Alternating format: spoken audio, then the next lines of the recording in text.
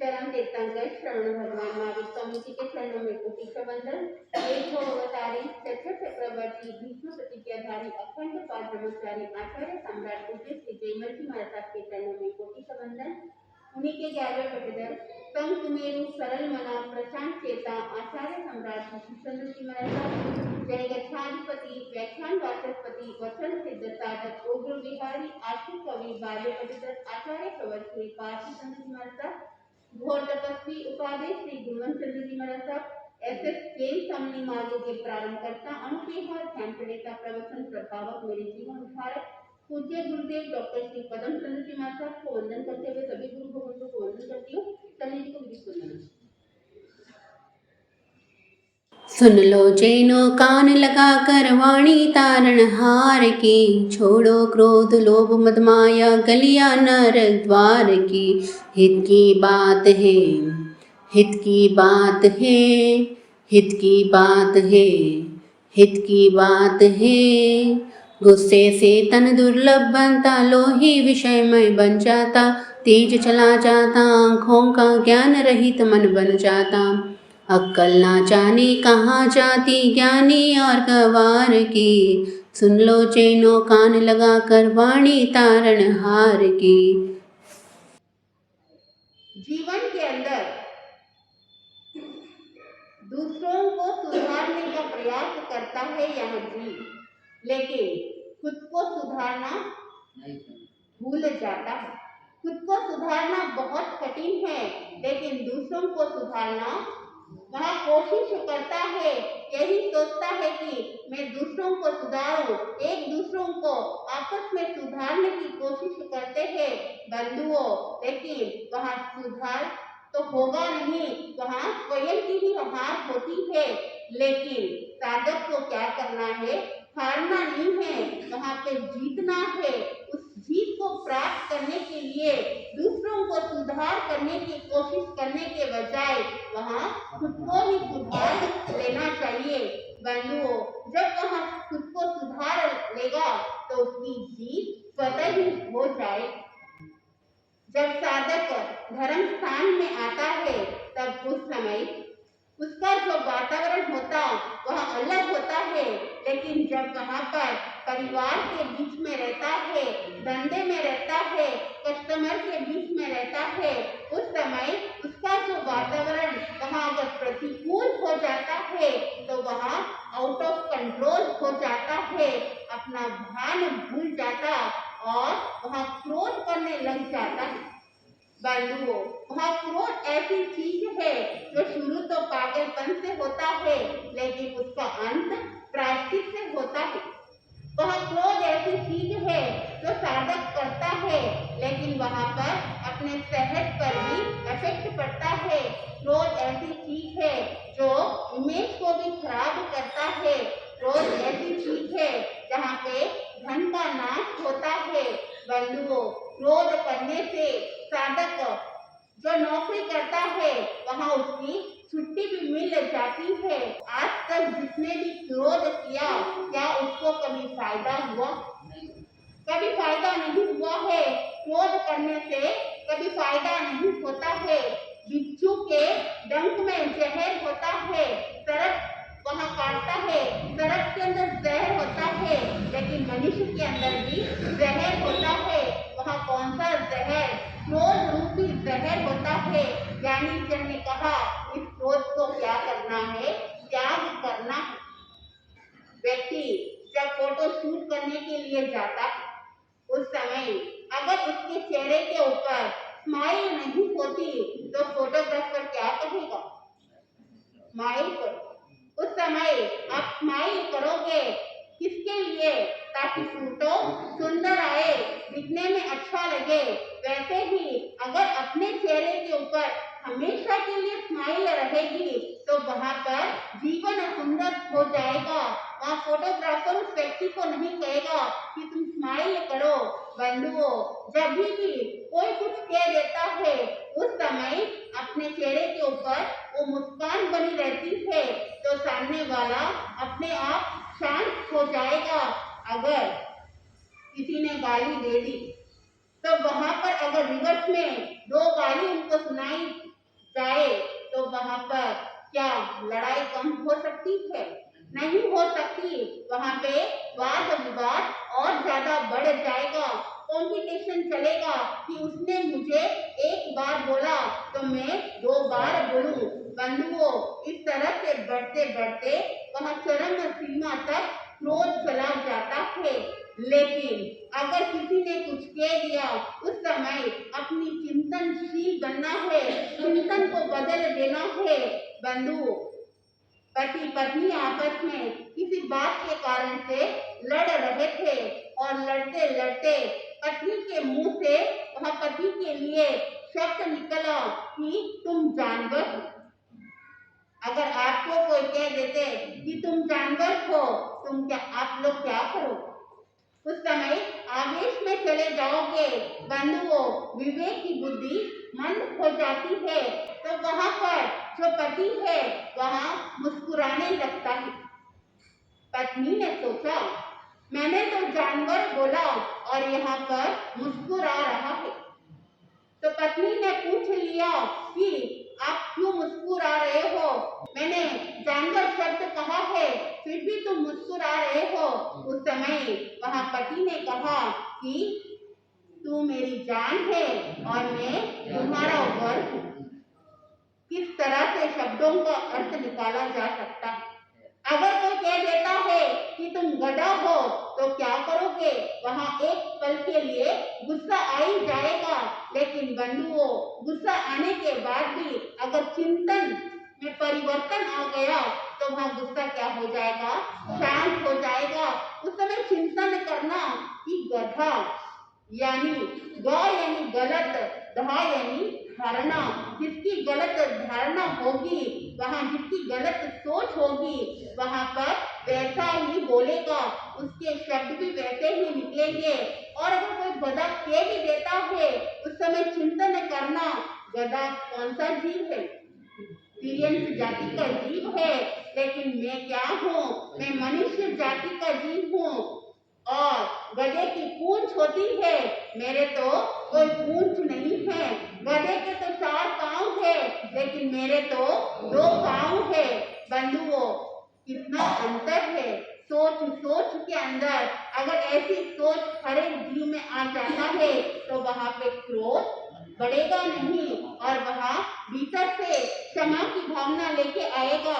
बंधुओं, वहां क्रोध एक बम के समान है।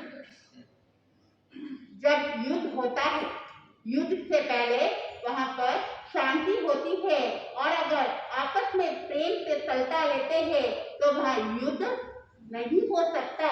परिवार के अंदर जब कोई भी ऐसी सिचुएशन बनती है, उस समय क्या करना चाहिए? प्रेम से सलट लेना चाहिए, वरना उस बम की तरह घर क्या हो जाएगा? वहां नरक के समान हो जाता है। एक बार धर्म सभा लगी हुई थी। महात्मा जी ने सामने वाले बैठे लोगों को पूछा कि स्वर्ग किसको जाना? वहां पर जितने भी लोग थे सब हाथ खड़ा किए कि हमको स्वर्ग जाना, लेकिन उसमें एक महिला थी, उसने हाथ खड़ा नहीं किया। महात्मा जी ने पूछा, क्या तुम्हें स्वर्ग नहीं जाना है? तब वह महिला ने कहा, अगर ये सब लोग स्वर्ग चले जाएंगे तो मेरा तो स्वर्ग तो यही है। बंधुओं, ये भावना कब आती है? जब भीतर प्रेम की भावना नहीं रहती है, जब भीतर शांति की भावना नहीं रहती है, एक दूसरों के प्रति जो आत्मीयता की भावना होनी चाहिए, अगर वो भावना नहीं रहती है तो घर स्वर्ग रहते हुए भी वहां पर नरक के तुल्य बन जाता है। बंधुओं, जब जवानी होती उस समय क्रोध को मन कर लेना चाहिए और बुढ़ापा आता है तो वहां क्रोध को बंद कर लेना चाहिए, तो वहां पर जीव सुखी हो जाता है। बुढ़ापा तो आ गया लेकिन कषाय कम नहीं हुआ, कषाय मंद नहीं हुआ, तो वहां पोता कहेगा कि ये तो ऊपर जाते भी नहीं है और सुखपूर्वक जीने देते भी नहीं है। ऐसी भावना आ जाती है। इसलिए ज्ञानी जन ने कहा ये जो क्रोध है ये क्या बताया है, कषाय बताया है जो आत्मा को पतन की ओर ले जाता है। तीन फैक्ट्री जो अपने भीतर अगर ग्रहण कर लेते हैं तो जीवन सुखपूर्वक हो सकता है। दिमाग के अंदर आइस फैक्ट्री यानी दिमाग क्या होना चाहिए, ठंडा रहना चाहिए। अगर गर्मी बढ़ जाएगी तो वहां पर बीपी, पैरालिसिस अटैक अनेक बीमारियां आ सकती है और उस बीमारी के कारण से साधक खुद को ही हानि पहुंचाता है। तो दिमाग में क्या होना चाहिए, दिमाग ठंडा होना, आइस फैक्ट्री। जुबान शुगर फैक्ट्री।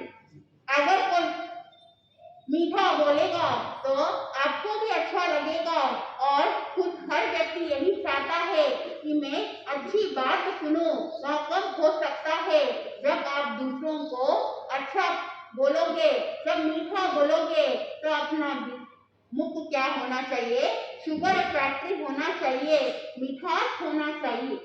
और दिल कौन सी फैक्ट्री, बंधुओं दिल को बताया है लव फैक्ट्री, यानी दिल के अंदर प्रेम की भावना होनी चाहिए।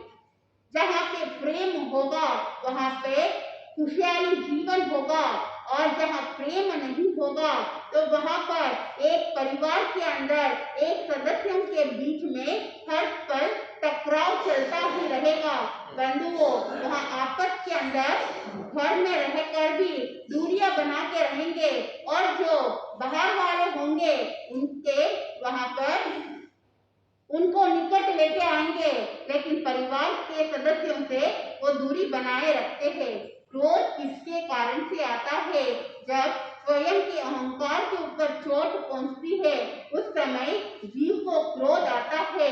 थानम सूत्र के अंदर 4 कारण से क्रोध बताए गए हैं। बंधुओं एक क्षेत्र के कारण से, अगर क्षेत्र का वातावरण अगर वहां का फुटबॉल अशुभ होता है तो वहां पर क्रोध आने के चांसेस होते हैं। बंधुओं नारकी के जीव वहां पर एक दूसरों के से वहां लड़ाई करते रहते हैं, क्योंकि वहां का जो क्षेत्र है वह क्षेत्र कैसा है, अशुभ फुटबॉल है, तो एक दूसरों से वह लड़ाई होती रहती है। तो क्षेत्र का भी प्रभाव होता है। अगर आपका क्षेत्र, आपका वातावरण अगर शुभ फुटबॉल से रहेगा तो वहां पर हर चीज अच्छी रहेगी और अगर अशुभ फुटबॉल रहेंगे तो वहां पर क्लेश बढ़ेगा, क्रोध बढ़ेगा, आपस में विवाद बढ़ेगा। महाभारत का युद्ध के लिए क्षेत्र का चयन करना था। श्री कृष्ण वासुदेव को यह कार्य सौंपा। श्री कृष्ण वासुदेव ने अपने दूत को भेजा और जाके देखकर आओ कि ऐसे कौन से क्षेत्र पर लड़ाई की जा सके, यानी युद्ध हो सके। बंधुओं दूत ने जाकर चारों तरफ देखा और उनको एक ऐसा क्षेत्र मिला जो कुरुक्षेत्र है, जहाँ पर भाई भाई लड़ते हैं, छोटी छोटी बात के लिए लड़ाई होती है और वह युद्ध के लिए अच्छी जगह है। वहाँ दूत आकर श्री कृष्ण वासुदेव को रिपोर्ट देते हैं। बंधुओं कहने का तात्पर्य यह है कि क्षेत्र भी बहुत प्रभाव पड़ता है कि आप किस क्षेत्र के अंदर रहते हो और वहाँ का क्षेत्र भी कैसा है। दूसरा आता वास्तु के कारण से, जो घर मकान होता है वह वास्तु के कारण से भी। इसलिए जो भी व्यक्ति घर बनाता है उस समय वास्तु शास्त्र के अनुसार, वास्तु के अनुसार वो घर बनाया जाता है। अगर वास्तु सही नहीं रहता तो वहाँ पर घर के अंदर अशांति होती है, वहाँ क्लेश बढ़ता है, छोटी छोटी बात के लिए झगड़े होने लग जाता है, तो वास्तु भी निमित्त बनता है। तीसरा आता है बंधुओं उपकरण के कारण से। उपकरण यानी कोई वस्तु, अगर कोई व्यक्ति बात कर रहा है फोन से और वहाँ बात करते करते उसके हाथ में चाय की ग्लास होती है, तो वह बात करते करते उस ग्लास को वहीं पे रख देता है। दूसरा व्यक्ति वहां से गुजर रहा और उस कप से ठोकर लग जाती है, तो वहां पर क्या आएगा? बंधुओं, ग्लास किसने रखी थी? बात करने वाले व्यक्ति ने वहां ग्लास रखी थी, लेकिन किसी और के कारण से वह ठोकर लग गई, तो वह आवेश में चला जाएगा। एक पल के लिए सोचेगा कि तुम देखकर नहीं चल सकते हो क्या, लेकिन चिंतन करना, जब दूसरों के ऊपर क्रोध करते हैं उस समय ये चिंतन करना कि गलती किसकी है। गलती तो खुद की होती है, लेकिन वहां पर दोषारोपण दूसरों के ऊपर होता है। बंधुओं, जब वह गलती स्वयं की होती है और उस गलती को स्वीकार कर लेता है, तो वहां पर क्रोध नहीं बढ़ता है। लेकिन एक जीव क्या करता है? गलती खुद करता है, लेकिन दोष किसी और के ऊपर डाल देता है। बंधुओं, ज्ञानी जन ने कहा, भूल को स्वीकार करो। जब भूल को स्वीकार कर लोगे तो वह क्रोध आ नहीं सकता। किसी ज्ञानी जन ने बहुत अच्छी बात कही है, अपनी भूल को करो कबूल, अपनी भूल को करो कबूल, मन में ना रखो कोई शूल, दूसरों से हो जाए कोई भूल तो उसे जाओ भूल, जीवन हो जाएगा ब्यूटीफुल। बंधुओं, जब साधक अपनी गलतियों को स्वीकार कर लेता है और उस चीज को एक्सेप्ट कर लेता है, तो वहां पर जीवन क्या हो जाएगा? सुंदर बन जाएगा। तो उपकरण के कारण से भी वहां क्रोध आने का निमित्त बताया है, और चौथा कारण है शरीर के कारण से। जब शरीर के अंदर वेदना होती है, किसी को बुखार आया हुआ रहता है, उस समय आप देखना, स्वयं के ऊपर भी लागू करना, जब तबीयत ठीक नहीं रहती उस समय कोई कुछ कह देता है तो वहां पर आवेश आ जाता है, चिड़चिड़ हो जाते हैं, वहां सुनना अच्छा नहीं लगता है। तो शरीर के अंदर जब बीमारी आती है तो वहां क्रोध निमित्त बन जाता है, वहां क्रोध आ जाता है। बंधुओं, ये 4 कारण से क्रोध आने के 4 कारण बताए हैं। ज्ञानी जन ने कहा कि जैसे कि क्रोध आए उस समय क्या करना चाहिए। जिस तरह से साधु साध्वी मोची लेने के लिए जाते हैं, उस समय अगर उनको वह वस्तु की आवश्यकता नहीं रहती तो वो क्या कहते हैं कि खपत नहीं है। बंधुओं, अगर किसी ने आपको कुछ कह दिया उस समय यही सोचना कि मुझे खपत नहीं है, उस बात को अपने भीतर उतारना नहीं है। जब भीतर उतर जाता है उस समय हम भी उसी वेग में चलते हैं, और अगर उसको भीतर नहीं उतारा तो उसके कोई भी वर्ड अपने ऊपर इफेक्ट नहीं कर सकता है। रोज को क्या करना चाहिए? क्या करना चाहिए? क्रोध को किस तरह से जीतना? क्रोध को जीतने के लिए क्षमा को धारण करना। जो साधक क्षमा को धारण कर लेता है वह साधक क्रोध को जीत सकता है। जब व्यक्ति बीमार पड़ जाता है वहां डॉक्टर के पास से जाता है, डॉक्टर उसकी सारी रिपोर्ट लेगा और वहां पर शरीर को जांच करेगा कि किस कारण से बीमार हुआ है, किस कारण से शरीर के अंदर इंफेक्शन हुआ है। तो ठीक उसी प्रकार जब खुद को क्रोध आता है उस समय स्वयं को जांच करना है कि मैं किस कारण से क्रोध कर रहा हूँ और क्यों कर रहा हूँ, और इसको करने से क्या नुकसान होने वाला है। जब वहां चिंतन पॉजिटिव होता है, जब वहां चिंतन सही रहेगा, बंधुओं वहां अपनी आत्मा की चिंता करेगा तो वहां कभी क्रोध नहीं करेगा। छोटी छोटी बातों के कारण से लड़ाई करते हो, बहुत नुकसान होता है, इससे कोई फायदा होने वाला नहीं है। आप गृहस्थ के अंदर हर छोटी बात पे अगर लड़ाई होती है तो वहां स्वर्ग नहीं रहता, वहां स्वर्ग नरक के तुल्य हो जाता है। तो ज्ञानी जन ने कहा कि हर छोटी छोटी बात पर वहाँ पर सैक्रिफाइस करना सीखो। अगर किसी ने कुछ कह दिया, कोई बात नहीं, तुम करो, क्या फर्क पड़ जाता है। कभी मौका आएगा तो वहाँ पर अपने को भी वो कार्य करने के लिए वह समय अवसर मिल जाएगा। अगर वहाँ पे खींचातानी होती है तो वहाँ पर बंधुओं जो कार्य पूर्ण करना चाहिए वह पूरा नहीं कर पाता है। इस तरह से तांबा और पीतल के अंदर वह दही टिकता नहीं है, विकृत हो जाता है। तो ठीक उसी प्रकार साधक अगर क्रोध करता है तो वहाँ आत्मा पतन की ओर जाती है। अगर वैसा चिंतन जीव करता है तो उसके भीतर क्रोध आएगा नहीं और ऐसी स्थिति बनती है तो वो अपने आप को स्वभाव में रहने की कोशिश करेगा। तो आप अपने भीतर क्षमा को धारण करेंगे तो आपका क्रोध शांत होगा। और ज्ञानी जन ने कहा जो साधक क्रोध को शांत करता है तो अपनी आत्मा को सुखपूर्वक आगे बढ़ाते हुए गुण श्रेणी की ओर आगे बढ़ते बढ़ते अपनी आत्मा का कल्याण कर सकता है। तो मैं अपने शब्दों को यहीं पे विराम देती हूँ।